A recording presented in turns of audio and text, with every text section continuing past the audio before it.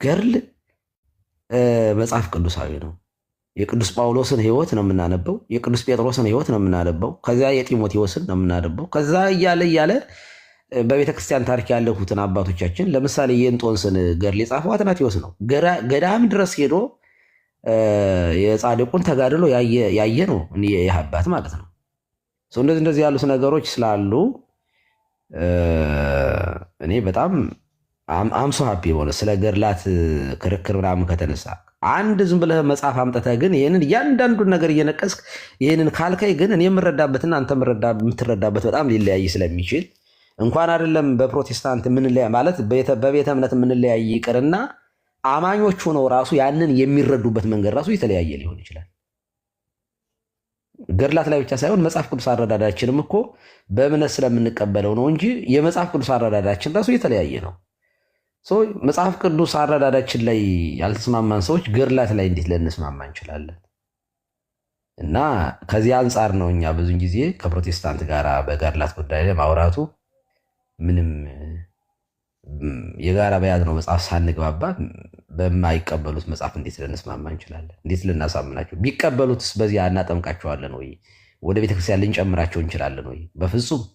አንድ ሰው በገድለ ተክለ ሃይማኖት ወይ በገድለ ጊዮርጊስ ዲቤት ገብቼ ያንን ብረታው ክርስቲያን አደርገዋለሁ እንዴት? እሱ ራሱ ቢቀበልልኝ እኔ ክርስቲያን አላደርገውም። ምክንያቱም በዚያ ገድል ላይ የተመሰረተ ያንን ስለተቀበለ እኔ አላጠምቀውም። ወደ ዶግማው ወስጄ ያንን ትቀበላለህ አትቀበልም ብዬ ነው ከዚያ ከተቀበለ ማጠምቀው። እና ከዚያ አንጻር ከተረዳችሁት እኔ አሁን የመለሰ ወጉ እግዚአብሔር ዝም ሲል የሚለው መጽሐፍ እንዳጋጣሚ ገና ህትመት ላይ ሳይወጣ ነው እሱን መጽሐፍ ገዝቼ ያነበቡት። እና አይታቸው ከሆነ የዶክተር መለሰ ወጉ ብዙ መጻሕፍቶቹ ህይወት ተኮር ላይ ናቸው። ዶግማ ምናምን አይደሉም የሱ መጻሕፍቶች የሚመቹ። እኔ አነባቸዋለሁ የሱን መጻሕፍቶች። ማነባቸው ደግሞ ህይወት ተኮር የሆኑ ነገሮች ነው የሚተነትነው። የሚያወራው ላይፍ ላይ ነው። እና ሰውየውም በጣም በጸጥታ ጸጥ ያለ ሰው ነው። እኔ ይሄ በጣም የተረጋጋ ሰው ነው። ከዚያ የተነሳ ሳነበው የሆነ ባቡር እንደዚህ ሁና እንደዚህ አምልጧት ከዚያ ጌታ እንደዚህ አድርጎ ረድቷት በአብዛኞቹ በዛ ቤተ እምነት ውስጥ እኔ እንዲያውም ታሪኮቹ ራሱ ከየት ነው የሚያገኛቸው ሁሉ እያልኩኝ ነበረ። እና ተጋድሎ ነው የሚጽፈው በሙሉ። አሁን መስቀል አልባ ክርስትና በሙሉ የሚያወራው ስለዚህ ጉዳይ ነው የሚያወራው። መስቀል አልባ ክርስትና ከቃሉ ራሱ እንደምንረዳው መስቀሌን ያልተሸከመ ሊያገለግለኝ አይችልም የሚለው ነው። ይሄ ደግሞ ተጋድሎ ማለት ይሄ ነው። ዕለት ዕለት መስቀሉን ተሸክሞ ይከተለኝ ማለት ተጋድሎ ማለት እሱ ነው። ገድል ማለት እሱ እኮ ነው። ስለዚህ መስቀል አልባ ክርስትና አሁን የእሱ መጽሐፍ ክሮስለስ ክርስቲያኒቲ በእንግሊዝኛም የተጻፉ መጽሐፍቶችን በኋላ አይቻቸው እንዲያውም ኮርጆ ነው ምናምን እያልኩኝ ስጠረጠር ነበረ። ምክንያቱም በኋላ በዚህ ርዕስ የተጻፉ እንግሊዝኛ መጽሐፎች ብዙ አየሁኝ ማለት ነው። እና መጽሐፉ ኢንተረስቲንግ ነበር በጊዜው ሳነበው። እና እንደዚህ ያሉ ጽሁፎችን ውስጥ ስትገባ የአንድ ሰው ታሪክ ይዘረዝርና በዚያ ላይ ነው ተንተርሶ መጽሐፍ ቅዱስ ማለት ህይወትን የሚሰብከው ማለት ነው። እኛም የምናደርገው እንደዚያ ነው። የጊዮርጊስን ታሪክ እናነሳና ከመጽሐፍ ቅዱሱ ጋር አስማምተን የዚያንን ህይወት ነው የምንሰብክበት። ዘሴም አፕሮች ነው የሚጠቀመው ዶክተር መለሰ ወጉ። የሆነ የአንድን ሰው ታሪክ ያነሳል፣ በዚያ ላይ ተንተርሶ የሌሎችን ሰዎች ህይወት ይተርካል። እኔ ለመለሰ ወጉ እኛ ገድል የሚኮሰኩሳቸው አይመስለኝም፣ ስገምት ነው። ጓ ካሉ ግን እንደ ሳሚ ያው መቼስ ሳሚ እንኳ አይደም ጨዋ ነው። አመሰግናለሁ ሳሚ። እኔ ቅድም እንዳልኩት ነው ቀሲሴ። እኔ እንደው ለምሳሌ ሂስቶሪካል ቬሪፊኬሽን አለው አይደለ?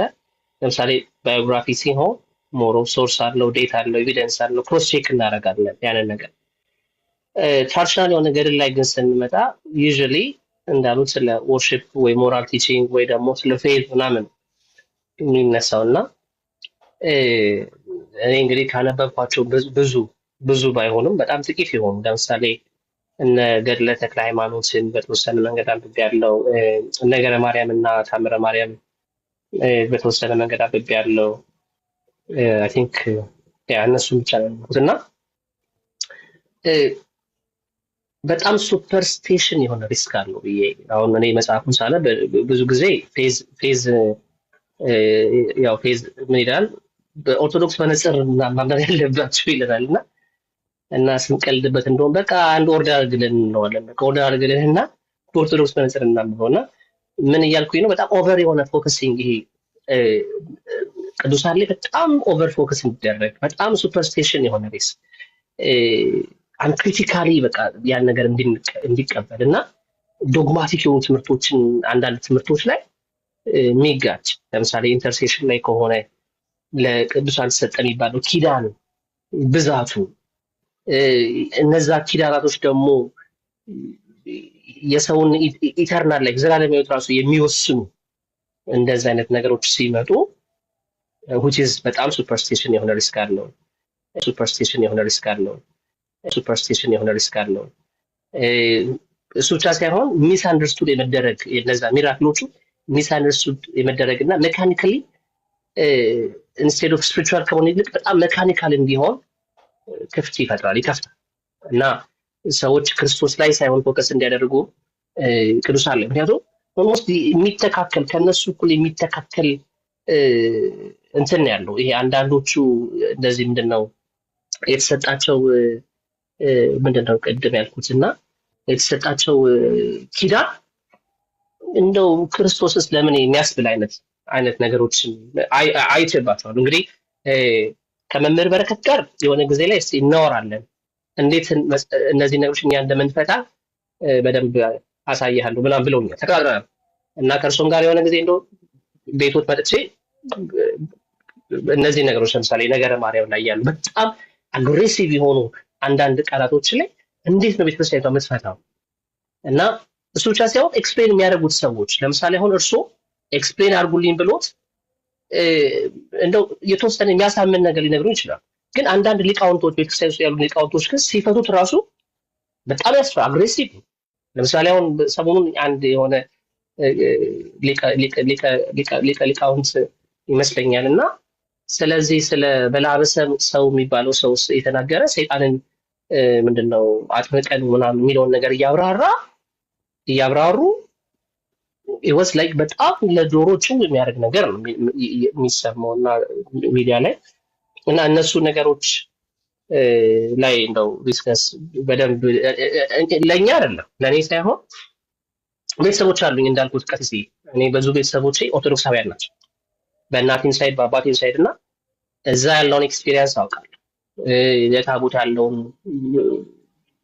ቤተሰቦቼ ለታቦት ያላቸው ቦታ፣ ለቅዱሳን ያላቸው ቦታ፣ ለስዕል ያላቸው ቦታ እንዳልኩት ለማርያም ያላቸው ቦታ ወርሺፕ ሲደረግ ከእርሶ ጋር ስናወራ አይ ስግደት ሁሉ እኮ ምንድነው እንትን አይደለም ምንድነው ወርሺፕ አይደለም አምልኮ አይደለም ምናምን ብለውኝ መጽሐፎች ሳያርገው ሊያብራሩልኝ ይችላሉ። ቤተሰቦቼ ግን እንደዛ አይደለም። በቃ እንደው ብዙ ምሎት ብዙ ኪዳን አላቸው በጣም ብዙ እንትን አለና የብዙ ኦርቶዶክሳውያን ስሜት እንደሆነ አስባለሁ። እኔ በነበርኩበትም በሰሜን ክልል ተወሰነ ጊዜ ቆይቻለሁ እና እዛም በነበርኩበት እና እሱ ነገር ነው ሪስክ ኦቨር ላይክ ፎከሲንግ ኦን ሴንት ቅድም በቅዱሳን ላይ በጣም ኦቨር ፎከስ ይደረጋል። በጣም ኤክሰሲቭ የሆነ ቬነሬሽን አለው ምናምን ብዬ የምለው ለዛ ነው ቀጥሲ እንጂ ቅድም እንደተባለው እርስዎ እንዳሉት የቅዱሳንን ህይወት የእነሱን ኤክስፒሪየንስ የእነሱን ፌዝ የእነሱን ስፒሪቹዋል የሆነ ኖሪሽመንት ምናምን ነገር መካፈልና የእነሱን ነገር ማንበብና በእነሱ መንገድ ለመጓዝ እንትን ማለት ይሄ በጣም ጤናማ የሆነ የቤተክርስቲያንም ታሪክ ነው።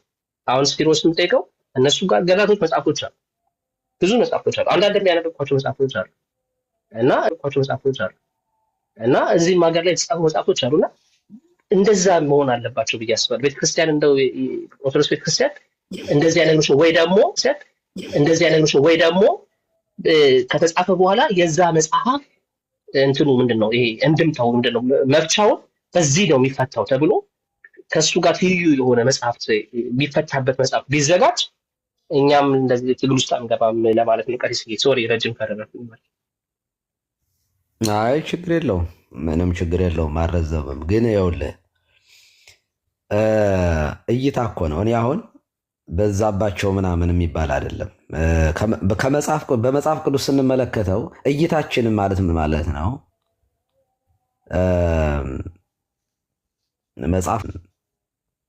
መጽሐፍ ቅዱስን ምንም ነገር ቢል እናምነዋለን አይደል? ምንም ነገር ካወራ እናምናለን።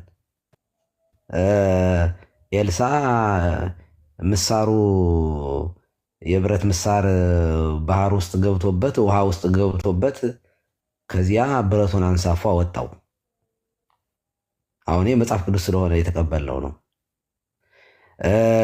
ሰዎቹ አንድ ሰው ሞቶ ሊቀብሩ ሲሄዱ አደጋ ጣዮችም ደርሰውባቸው ከዚያ ደንግጠው አስከሬኑን የሆነ መሬት ላይ ሲጥሉት ለካ የኤልሳ አጽም ኖሯል። ሰውየው ተነስቶ ተከትሏቸው እየሮጠ መጣ። አሁን ይሄ እውነት ለመናገር ገር ላይ ቢጻፍ የምትቀበለው አይደለም። በጣም የሚከብድ ነገር ነው፣ ግን መጽሐፍ ቅዱስ ላይ ያለ ነው። የሆነ ሰውዬ ከእስራኤላውያን ጋር ከአሕዛብ ጋር ተነጋግሮ እስራኤላውያን ሊረግም ሲሄድ ከዚያ ሚካኤል ፊቷ ላይ ቆሞ ሰይፍ ይዞ ታያትና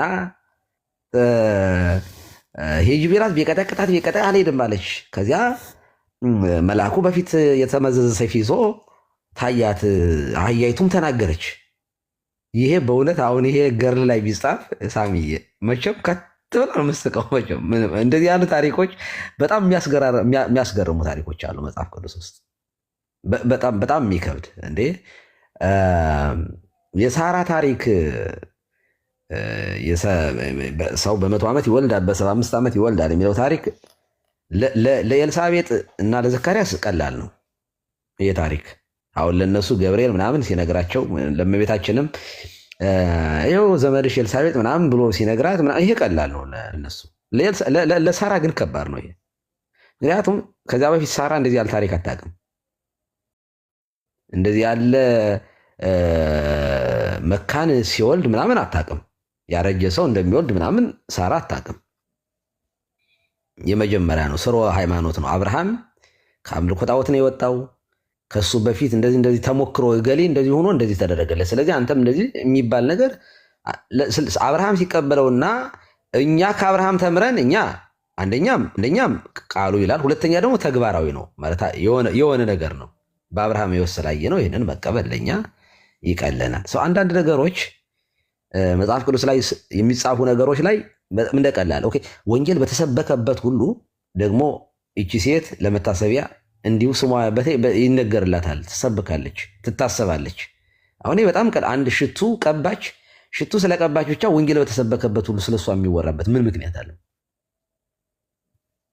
እና ጴጥሮስ መርከቡን ማለት ህይወቱን ሐዋርያት ህይወታቸውን ጥለው ተከትለውት የመጡት ሰዎች በዚህ ልክ አልተነገረላቸውም እኮ ማለት ግን እነሱም ቢሆን ደግሞ በ12 ዙፋን ላይ ትፈርዳላቸው። በጣም ብዙ የሚገራርሙ ቃላቶች አሉ መጽሐፍ ቅዱስ ውስጥ፣ ግን የተቀበልናቸው ሆነው ያየናቸው።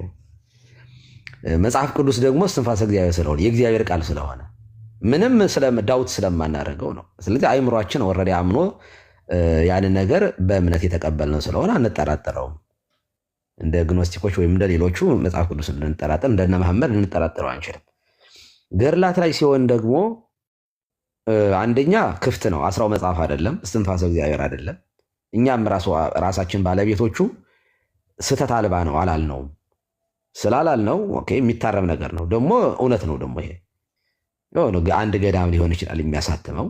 ገዳሙ ለምሳሌ አንድ ገዳም ውስጥ ጣና ገዳም ውስጥ ሊሆን ይችላል፣ ደብረ ዳሞ ገዳሙ ደብረ ሊባኖስ ሊሆን ይችላል። አንድ በተጋድሎ ዘመናቸውን የጨረሱ አንድ አባት ሲያርፉ እዚያ የህይወት ምስክርነት የሚሰጡ ተማሪዎቻቸው ምናምን ነው። አብዛኛው ገድላት የሚጻፉት እንደዚህ ባለ ህይወት ነው። በነገራችን ላይ ዘሆል ዝም ብሎ ሊቃውንት ጉባኤ ተሰብስቦ አይደለም ገድል የሚጽፈው። በነገራችን ላይ ገድላት የሆነ አካባቢ ላይ የነበሩ አንድ ቅዱስ እንግዲህ ቤተክርስቲያን ሰፊ ናት።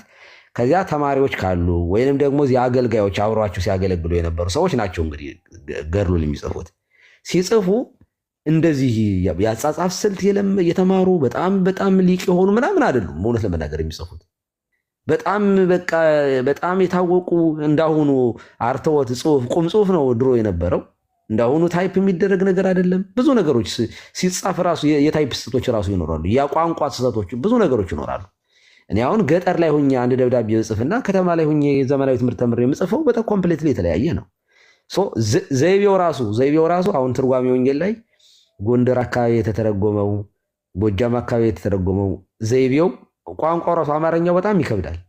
የትርጓሜ ወንጌል ስንማር በጣም አንዱ ከባድ የሚሆንብን ከግዕዙ ገጸ ንባብ ከማጥናት ይልቅ አማርኛው ይከብደናል። የጥንቱ አማርኛ ማለት ነው። ምን ማለት ነው ይሄ ደግሞ ምንድን ነው? ይሄ የጥንቱ አማርኛ ስለሆነ የሚጠቀሙት እንደዚህ ያሉ ችግሮች ይኖራሉ ማለት ነው። ሳሚ ያን ቀሲስ ዲበኩሉ የመምሩን በጣም ጥሩ መምህር ነበሩ እንደዚህ ብዬ ህይወታቸውን ብጽፍና በእኔ ልክ ነው የጻፍኩት። ከዚያ ቤተክርስቲያኗን በዚያ እንዴት ልትመዝናት ትችላለህ? በእኔ እውቀት አልከለከልም። አሁን የመምህሬን መጽሐፍ እንደዚህ ያሉ ጥሩ አባት ነበሩ ብዬ ምስክርነትን መስጠት ነው፣ ኤቪደንስ ነው። ከዚያ ተጽፎ እዚያው ያሉበት ገዳም ነው የሚቀመጠው። ከብዙ ዓመት በኋላ እድሜ ይኖረዋል። እድሜ ሲኖረው እንደዚህ ያለ ገድል የገሌ ታሪክ እንደዚህ ተገኝቷል ተብሎ ያ ይወጣል። ዘሆል ገበያ ላይ ከወጣ ደግሞ ሰው ይገዛዋል። ከዛ ሊቃውንት ጉባኤ አልመረምረውም፣ እኔ ነኝ የጻፍኩት ወይንም ደግሞ የተማሪዎቻቸው ተሰብስበው የሆነ የጻፉት፣ ስህተት ሊኖርበት ይችላል። የታሪክ አከታተው ላይ ፍሎ ላይ እንደዚህ ያሉት ሊኖርበት ይችላል። ዋና ሀሳቡ ከዚያ ውስጥ የምንይዘው ምንድነው እንግዲህ ዶግማን የሚያፈልስና በጣም ኢቨን እንኳ ሪያሊቲ ያለው እንኳ ቢሆን እንኳ ማለት ነው የሚመናና አይምሮ የሚረብሽ አይነት ከሆነ ምክንያቱም ታምር ነው፣ ገድላት ታምር ነው። እኔ አሁን ሳሚ እንደው ብዙ ነገሮች እዚህ ጋር ላውራ ብዬም ሰው ይደነግጣል። ልቡሳን ስጋ አጋንንት አሉ።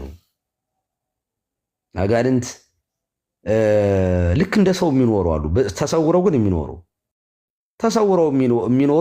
ሰው አያያቸውም፣ ግን በስነ ስርዓት ህይወት የሚመሩ አሉ። አሁን ይሄ ከተማ ሰው ይሄን ብዙ ላይረዳው ይችላል። ገጠሩ አካባቢ ላይ ላደግን ሰዎች ግን በጣም ብዙ ነገሮች ላወራህ እችላለሁ እዚህ ላይ። እኔ ግን አሁን ያንን ባወራው ልትሸከመውም አትችልም። ሰውም አንደርስታንድ ስለማያደርገው ያላወራው እንጂ እዚህ እኮ በጣም እኮ የሚገራርሙ እኮ ርኩሳት መናፍስት እኮ አሉ እኮ በምድር ላይ እኮ የሚርመሰመሱ አሉ። ሰዎቹ ራሱ ከክፋት የተነሳ እኮ ከሰይጣን ጋር በጣም ሙሉ በሙሉ በቃ ገብተው እኮ እዚያ ውስጥ የሚኖሩ እኮ ሰዎች እኮ አሉ። በክፋት በቃ ማለት ሰይጣንን መስለው ልክ ሰው እየበቃ ሲሄድ እኮ መላካዊ ጸባይ ባህርይ ነው እየተላበሰ የሚሄደው ማለት መላካዊ ቅድስና ማለት ነው። እየበቃ ሲሄድ ሰው ይሄ ነጽሮተ ስሉስ ቅዱስ እንትን ፒሪፊኬሽን ወይንም ደግሞ ሳንክቲፊኬሽን የምንለው ነገር ሰው ንጻ ልቡና የሚባል አለ። ንጻ ልቡና ላይ ሰው ሲደርስ እኮ ፍጹም ክርስቶስን ወደ መምሰል በተጠጋ ቁጥር እኮ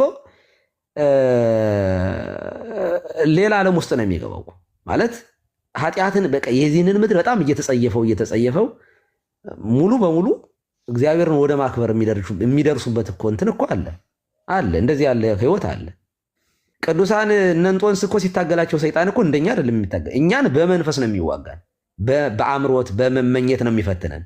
እነሱን እኮ ጸሊም ገጹን እኮ ገልጦ እኮ ይታገላቸው ነበር እኮ ራሱ ጨለማ ሆኖ መጥቶ ይታገላቸው ነበር፣ ትግል ይገጥማቸው ነበር እነ እንጦንስን። ይሄንን እናትናት ጽፈውታል በደንብ አድርገው። እንዴት አድርጎ በጣም የበቁትን ሰዎች በእኛ ልክ አይደለም የሚታገላቸው፣ ከኛ በባሰ ነው። እና ይሄንን ሪሊ እንደዚህ ያሉት ሌሎች በገድላት ላይ ተንጸባርቀው ሲታዩ እኔ እግዚአብሔር ምስክሬ ነው። እኔ ብጽፍ እንደዚህ ያለው ነገር ብጽፍ እኔ በጣም ምን ቅዠት ነው የሚያወራው ምናምን የሚያስሩ ብዙ ነገሮችን የማውቃቸው አሉ ታሪኮች። እኔ እንኳን ማውቃቸው እኔ እንኳን በጣም ትንሹ ሰውዬ 10 ምናምን ዓመት ነው 17 ዓመት ነው እኔ ገጠር ላይ የተቀመጥኩት። ከዛ በኋላ አዲስ አበባ ነው ግማሽ ዕድሜን የኖርኩት። በቃ ብዙ እንደውም እንትን አለ፣ ግን ትምህርት ቤት የኖርኩበት እዛ ስለሆነ ገጠር ላይ ስለሆነ ያደግኩትም ብዙ ነገሮች አሉ። እና ገድላት እናንተ አይደላችሁም የኛም ሰው ራሱ አይረዳውም። አብዛኛው ሰው በእምነት ስለሚቀበለው ነው። በእምነት ቤተክርስቲያንን ትረስት እናደርጋለን እኛ። ሁለተኛ ትልልቆች አባቶች እንደዚህ ያለ ነገር ላይ ጽፈው ምን ሊዋሹ ብለን ስለምናስብ እንቀበለዋለን። ያየለኛ ለኛ ግን በጣም ቀላል ነው። ደግሞ ለምናቅ ደግሞ በተለይ በዚያ የአይን ምስክሮች ሆነን የሚያሳልፍ ሰዎች በጣም ሲምፕል ነው ማለት ነው። እና አንዳንድ መጽሐፎችን ስናነብ እንደዚህ አሁን ለምሳሌ ዴርቶ እንትና ሚስማይ ከወርቁ የሚባል ደራሲ አለ እና የሚጽፋቸው ጽሁፎች ለምሳሌ ክቡር ድንጋይ የሚል መጽሐፍ አንባችሁት ከሆነ እነ ዴርቶ ጋዳ፣ ዣንቶ ዣራ፣ ራምሃት ዋሃራ። አሁን ክቡር ድንጋይ እንደገና የኦጋዴን ድመቶች ምናምን፣ አሁን እነዚህ ነገሮች ሪያሊቲ ጭምር ያላቸው ናቸው። አሁን ያ ክቡር ድንጋይ ላይ ውሻው እባብ ሲሆን አንዴ እባብ አድርጎ ሲሄድ ኬንያ ውስጥ ሲሄድ እንዲህ ሲሄድ የሚያሳይ ነገር አለው። አጋንንት እንደዚህ ባሉት ነገሮች ሊሰሩ እንደሚችሉ ድመት መስሎ ሰውየው ለማምለጥ ሊሞክር ይችላል። ድመት ሆኖ ማለት ነው። ሰዎች ሲከተሉት ራሱን ወደ ድመት ለውጦ ወይም ወደ ውሻ። አንድ ሰው እንደውም ደቡብ አካባቢ እንደዚያ ሆኖ ውሻው ተገደለ የሚባል ነገር ሰሞኑን ስሰማ ነበር። ውሻ ሆኖ ራሱን ለውጦ ማለት ነው። ይሄ በአስማት ነው፣ በቅድስና ሳይሆን በአስማት በሰይጣናዊ አሰራር አንድ ሰው ራሱን ዶሮ ሊያደርግ ይችላል። ይሄ በአስማት ነው። አንድ ሰው ራሱን ውሻ ሊያደርግ ይችላል። እና ይሄ ጥልቁ የዚህ ዓለም ጥልቁ የሚሰራበት እንትን ነው። ቤተ ክርስቲያን እንደዚህ ካሉት ርኩሳን መናፍስት ጋር ስትታገል አባቶቻችን እንዲህ ካሉትም ጋር እየታገሉ ሲመጡ እንደዚህ ያሉትን ስላሸንፋውን መጥቆራ ምናምን የሚባሉት ተው ብዙ ታሪክ አለው። ልውሳነ ስጋ የሆኑ አጋንንት አሉ። በቃ ሰዎች ናቸው ግን አጋንንትን የለበሱ በቃ ምንም ከአጋንንት ምንም የማይለይ ህይወት ያላቸው ማለት ነው። እና እነዚህ ሰዎች ግን በኋላ በአጋጣሚ ከተመለሱ በሆነ አጋጣሚ ሊድኑ ይችላሉ። እንደዚህ ያለ ታሪክ ብታይ አንተ ካልተቀበልኩ አትቀበለው፣ የራሱ ጉዳይ። ታምር ነው። አልቻልኩትም እኔና አልቀበለውም እኔ ካልክ ማንም አያስገድድም። እንዲህ ታሪክ እንዴት ሊሆን ይችላል ካልክ ማንም ምንም ሊልህ አይችልም። ይህንን ይዤ ግን ዲቤት ገብቼ ከአንተ ጋር እንዴት ነው እኔ ያየሁትን አንተ ያላየኸውን ነገር እንዴት ነው ላስረዳ የምችለው? መጽሐፍ ቅዱስ ላይ አልተጻፈም። የምንከራከረው በመጽሐፍ ቅዱስ ነው። ሳሚ ብዙ ነገሮቻችንን በዚህ አይነት መንገድ ከተረዳችኋቸው ወጣ እንዴት ሳሚ እንዴ! እና በጣም ከባድ ነው። አስገቡኝ እያለ ነው። ለማስገባት የሚችል ሞዴሬተር ካለ አስገቡት ሳሚን። በዛው ደግሞ ስጭኝ እንጂ ለእኔ ሶረቲ እንዴት! እኔ እኮ በጣም ጨዋ ሰው ነኝ ሶረቲ። ምንድን ነው እኔ እኮ እየሰማሁ ነበር ቀሲስ እየሰማሁ ነበር። ለማንኛውም ሳሚ ብዙ ነገር አስወራኸኝ። ችግር የለም ቀሲስ አለ ያሉትን እኮ ባይዘዌ ያውቃለሁ ቀሲስ። አሁን ያሉት ለእኔ እንግዲህ አይደለም ያሉት በሙሉ ማለት ነው። እኔ ችግሩ አሁን ምንድነው የሆነው መሰሎት ቀሲስ? ለምሳሌ መጽሐፍ ቅዱስ ላይ ቅድም ሲያነሱ የነበሩትን ነገሮች እንደው ከአውዱን አይተን አውዱ ምን ወደ ማን ነው የሚያስጠጋል? ክርስቶስ ኢየሱስን ስለርሱ አሁን ለምሳሌ ያሳለፉትን ታሪክ ያሳለፉትን አገልግሎት ምናምናም ነገር በዚህ በባዮግራፊም ቢሆን በገድልም ቢሆን ተጽፎ ቢቀመጥ እርሶን ግሎሪፋይ የሚያደርግ ከሆነ እርሶን የሚያከብር ከሆነ እሱ ሮንግ ነው። እንደ ቤተክርስቲያን አስተምህሮ እንደ ቤተክርስቲያን ዶክትሪን ሁሉ ነገር ክርስቶስ ኢየሱስን የሚያጎላ ከሆነ እግዚአብሔርን እንዲያጎላ ነው አይደለ? ህይወታችንም ቢሆን ነገራችን እና እኔ እሱ ላይ እኮ ልዩነቱ